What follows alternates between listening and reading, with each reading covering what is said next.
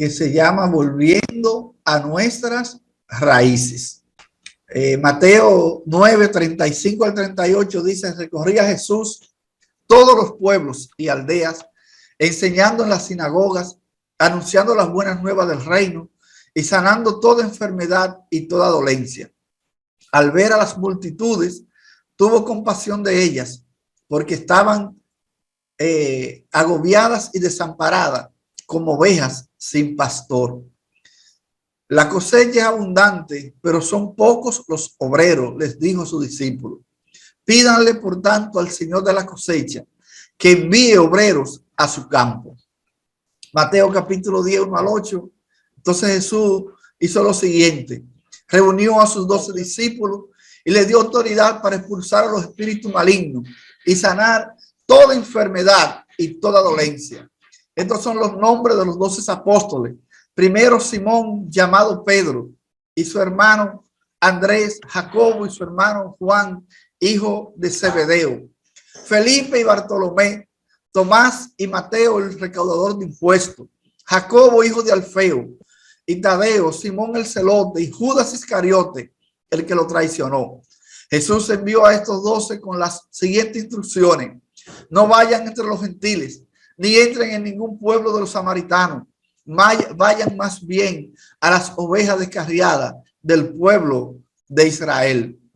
Donde quiera que vayan, prediquen este mensaje: el reino de los cielos está cerca. Sanen a los enfermos, resuciten a los muertos, limpien de su enfermedad a los que tienen lepra, expulsen a los demonios. Lo que ustedes recibieron gratis, denlo gratuitamente. Amén. Te damos gracias, Señor, por tu palabra, esperando que tu palabra sea de bendición para nuestras vidas y que a través de ella tú ministres a nuestros corazones en este día. En el nombre de Jesús. Amén y amén. La Iglesia Metodista Libre, mis hermanos y hermanas, nació de un avivamiento. ¿Qué quiere decir eso? Juan Wesley nunca tuvo en mente formar una iglesia nueva. Él solo buscaba que su iglesia volviera al mover espiritual tal y como se manifestaba en la iglesia del libro de los Hechos. Hay muchas iglesias que han surgido por diferencias teológicas o por revelaciones que están fuera de la palabra de Dios. Entonces, en el siglo XVIII, un grupo de jóvenes encabezado por Juan Wesley sintieron pesar y tristeza al ver cómo la sociedad de Inglaterra se descomponía, mientras la iglesia era indiferente a los males sociales que estaban afectando a toda la población. Algunos de esos males eran borracheras, falta de piedad, ignorancia de Dios, perjurio, tomar el nombre de Dios en vano, comercio de esclavos, vida desorganizada y sin rumbo, etcétera y etcétera. ¿Cómo enfrentaron esa situación estos jóvenes?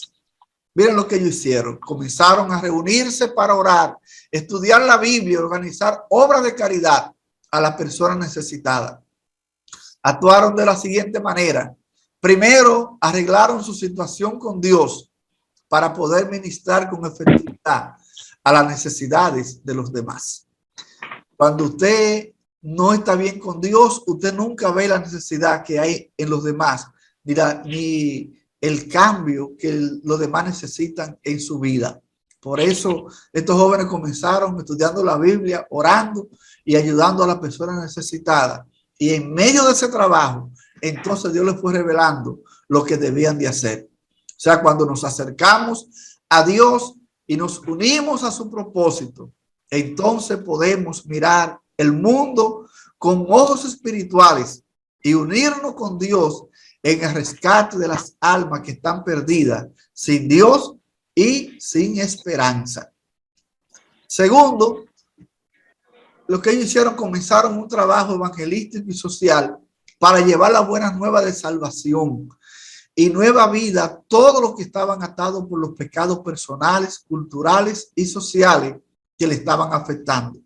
Esto nos enseña que el evangelismo no debe hacerse a la ligera, ni es fruto de una emoción del momento, sino que nace de una necesidad en la cual Dios nos impulsa a involucrarnos y así llevar solución a los problemas que afectan a la gente. Cuando Jesús envió a sus discípulos a predicar, les dijo: vayan más bien a las ovejas descarriadas del pueblo de Israel. Donde quiera que vayan, prediquen este mensaje: el reino de los cielos está cerca. Mateo capítulo 10, verso 6 y verso 7. O sea que debemos tener un blanco al cual alcanzar. ¿Cuáles son los diferentes grupos que tenemos a nuestro alrededor para alcanzar con el evangelio? Tenemos madres solteras, personas con adicciones, los que están luchando con su matrimonio, personas depresivas, con ansiedad y estrés, visita a los hospitales, cárceles, hogares de ancianos, jóvenes y adolescentes de la calle, los que han tenido pérdidas importantes en sus vidas, personas con enfermedades terminales, padres que luchan con sus hijos, los hermanos haitianos que viven en nuestro país también necesitan ser salvados. O sea, son diferentes grupos que necesitamos enfocarnos y alcanzarlos con el evangelio, y otros grupos más que si lo ponemos aquí pasaríamos el día entero mencionándolo en esta mañana. Ahora, todos debemos llevar las buenas nuevas. La pregunta es: ¿a cuál grupo Dios me está instando que debo ministrarle? ¿Por cuál grupo siento una carga en mi corazón? Siempre hay personas, por ejemplo, que sienten una carga para visitar las cárceles, otros sienten una carga para visitar los hospitales, otros sienten una carga para ministrar a los matrimonios que tienen dificultades, otros sienten carga para ministrar a los niños de las calles, etcétera. O sea, siempre hay una carga que Dios pone en nuestro corazón hacia un sector o hacia un grupo específico, el cual Dios me insta que me prepare para llevar el mensaje de salvación. Lo que nosotros tenemos es que orar para ver cuál es el grupo al cual Dios me está guiando, para yo enfocarme más en ese grupo. Cuando la Iglesia Metodista Libre se organizó en 1860 en el condado de Niágara, en New York, ¿a qué se debió su expansión inicial? Miren lo que dicen los historiadores. Las personas que se unieron a la nueva iglesia eran las más espirituales de su tiempo. Ardía en ellos el deseo de evangelizar el mundo. O sea, el evangelismo no es algo que la iglesia hace un programa y usted tiene que involucrarse en ese programa para usted cumplir con un compromiso que le pusieron. Eso es algo que debe de arder en su corazón. El evangelismo es algo que debe de ser un fuego que esté dentro de su corazón, que lo impulsa a usted a hacer un trabajo para que el evangelio llegue a las personas necesitadas. Dice que de todas partes llegaban solicitudes de culto y de pastores. El movimiento no tenía tiempo de esperar edificios ni ministro ordenado. La mayoría de los ministros eran laicos o bien predicadores locales llamados del rancho, del taller, para predicar el evangelio. Anunciaban la palabra de Dios en todas partes. Entonces no nos sorprende pues que la obra se esparciera rápidamente, cual un incendio en el bosque. Antes de la muerte de Robert, se habían organizado 33 conferencias anuales, no iglesias locales, sino conferencias enteras, y todo en 33 años. O sea que la iglesia metodista en su principio, sus primeros 33 años, por cada año organizaba una conferencia nueva. Ustedes saben que una conferencia la componen varias iglesias que se unifican para formar lo que nosotros llamamos una conferencia anual. El doctor Lanson analizó los factores que intervinieron en este avance tan sorprendente y él enumeró algunos factores que influyeron en la expansión de la iglesia. Y vamos a ver esos factores. Primero, para los metodistas, la salvación de los hombres era de suma importancia en el pensamiento escrito, predicación y en los planes. Eso es lo primero. En segundo lugar, la iglesia hizo énfasis en la necesidad de llevar el evangelio a todos los hombres como asunto más importante que aumentar la membresía de la Iglesia Metodista Libre. O sea, para nosotros debe ser más importante que la gente escuche el mensaje de la palabra de Dios. No debe haber en nuestra agenda algo más importante que eso, para que volvamos a nuestras raíces. En tercer lugar, dice el doctor Lanzo, que el metodismo libre desde su principio era un movimiento evangelista. O sea, que el metodismo libre no se consideraba una iglesia, sino se consideraba un movimiento para salvar las almas. Eso era lo que se consideraba y tenemos que volver a esas raíces, mis hermanos y hermanas. Cuarto lugar, ningún sacrificio era demasiado grande para ellos. O sea, ¿cómo llegó el metodismo aquí a nuestro país, a la República Dominicana? En el año 1889 llegó aquí Samuel Mills. ¿Cómo llegó Samuel Mills aquí? Él vendió una farmacia que tenía y con ese dinero costeó su viaje para ir a llevar el evangelio a una isla del Caribe donde no hubiera iglesia. Y llegó a Haití, pero encontró que en Haití ya habían iglesias establecidas y siguió entonces para este lado de la isla, para la República Dominicana, y por Montecristi comenzó a predicar la palabra de Dios en el año 1889. La Iglesia Metodista Libre fue la primera iglesia cristiana evangélica que predicó en el idioma español aquí en nuestro país, porque ya por el lado de Samaná habían iglesias, pero eran iglesias inglesas para los ingleses que habían llegado a esa zona y solo daban culto en inglés. Gloria al Señor. En quinto lugar, dice el doctor Lanzo, que los metodistas tenían una fe grande en el poder del evangelio para cambiar a los hombres y transformar el mundo. Nosotros debemos de creer, mis hermanos y hermanas, que el evangelio que Dios nos ha entregado tiene el poder para cambiar nuestro país, para cambiar el mundo, para cambiar nuestra familia y para traer hombres y mujeres nuevos para honra y gloria de su nombre. Número 6. Tomaron en serio las enseñanzas y el ejemplo de Jesús. Número 7. Este camino demandó una consagración completa. O sea, que todo el que se unía a la iglesia debía hacer el compromiso de ganar alma para Cristo. Número 8. Su mensaje y sus métodos se adaptaron bien a la frontera. O sea, contextualizaron el mensaje donde quiera que llegaron.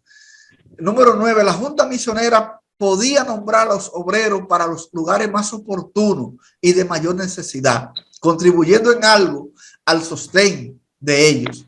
Y número 10, su énfasis supremo era en la oración y el poder del Espíritu Santo de Dios. Alabado sea el nombre del Señor, mis hermanos y hermanas. Ahora, la pregunta es, ¿cómo Jesús se dio cuenta de la necesidad? Mateo 9, 35 al 38 dice que Jesús recorría todos los pueblos y aldeas, enseñando en la sinagoga, anunciando la buena nueva del reino y sanando toda enfermedad y toda dolencia. Al ver a la multitud tuvo compasión de ella, porque estaban agobiadas y desamparadas como ovejas sin pastor. La cosecha es abundante, pero son pocos los obreros, le dijo a sus discípulos. Pídanle, por tanto, al Señor de la cosecha que envíe obrero a su campo. ¿Cómo nosotros nos damos cuenta de la necesidad? Cuando nosotros nos tiramos al campo de la batalla, al campo de la labor, al campo misionero, al campo evangelístico, a hacer contacto con la gente. Ahí nos damos cuenta de la verdadera necesidad que tiene la gente de un cambio en su vida. En cada pueblo y aldea, en el tiempo de Jesús, había una sinagoga donde se le daba la oportunidad a los que querían compartir algo de la palabra de Dios hacerlo. Y Jesús aprovechó esas oportunidades para anunciar las buenas nuevas del reino de Dios. Ahora la pregunta es, ¿cuáles son las oportunidades que tenemos hoy para anunciar las buenas nuevas? Bueno, tenemos los grupos de células, las redes sociales, los grupos con los cuales interactuamos en nuestro diario vivir, las relaciones interpersonales, entre otros grupos más que nosotros nos movemos. Ahí debemos de aprovechar y anunciar el mensaje de la palabra de Dios. Alabado sea el nombre del Señor.